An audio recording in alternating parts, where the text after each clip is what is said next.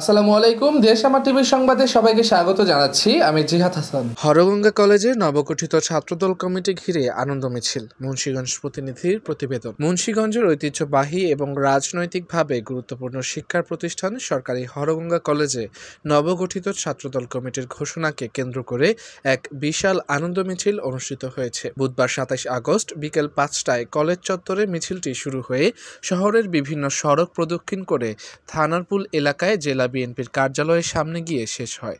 মিছিলে অংশ নেন নবগঠিত কমিটির আহ্বায়ক মোহাম্মদ আলামিন ইসলাম হৃদয়, সদস্য সচিব রকুনুদ্দৌলা রাফসান রাফি, সিনিয়র যুগ্ম আহ্বায়ক মোহাম্মদ পারভেজ, যুগ্ম আহ্বায়ক সিয়াম সামি, ওসামা সাজিদ জয়সহ ছাত্রদলের অন্যান্য নেতাকর্মীরা। মিছিলে অন্তত ৫ শতাধিক নেতাকর্মীর অংশগ্রহণ ছিল।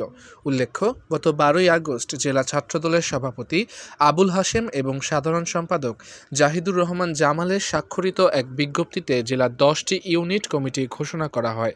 এই তালিকায় হরগঙ্গা কলেজ ছাত্রদলের ৭৬ সদস্যের নতুন কমিটিও অন্তর্ভুক্ত। ঘোষিত কমিটিগুলোর প্রত্যেকটিতে আগামী ২১ দিনের মধ্যে পূর্ণাঙ্গ কমিটি গঠনের নির্দেশনা দেওয়া হয়েছে।